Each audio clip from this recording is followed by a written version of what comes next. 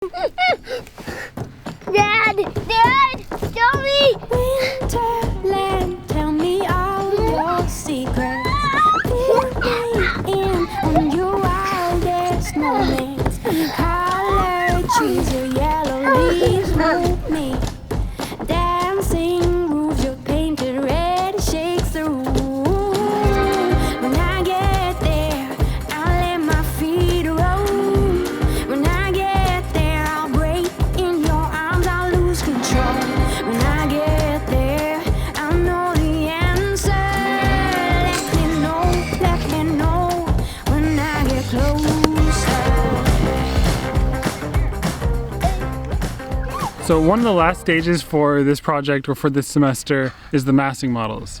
So for the massing models, we covered a span of about 2 weeks, and each week we did about 10 different massing models. And what this is taking the programs, so taking the square footage that we've allotted for the different programming types and making foam blocks for each program and then laying them out. So the massing models are taking the square footage that we've allotted for each program type and making a foam block that we can then, so the massing model.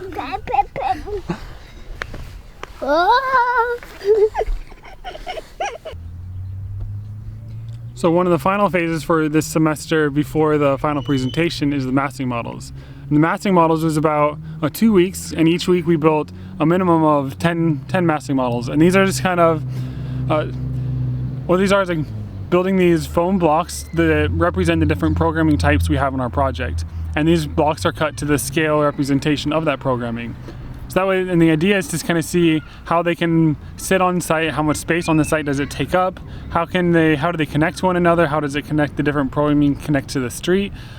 So it's a very physical means of exploration for the project, because a lot of times we kind of get stuck with this idea that we have that we want to do, but then once we kind of get a physical feel for it and start playing with these models on the sites that we've built, we can kind of get different ideas that maybe, or explore things that we haven't necessarily thought of before.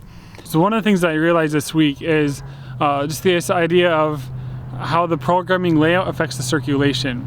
So for example, if I had all the programming, the main programming or the main interactions of the station on the north end of the site bundled together, and then had the open plaza on the south side, that plaza is not really going to get a lot of circulation unless people kind of go out of their way to visit it.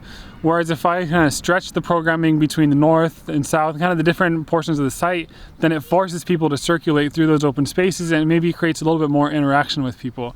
So how the different programming is laid out on the site will directly affect how people use it, how people use that open space, and how people circulate through it and interact with one another. So that's probably one of the key things that I've kind of taken away from these massing model studies.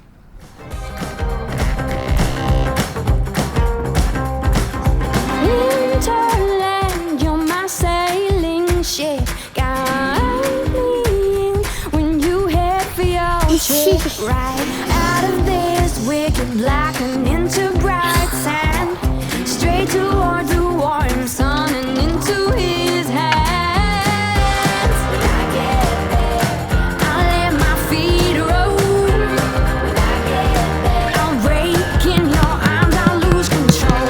When I get there, I'll know the answer. Let me know when I get closer.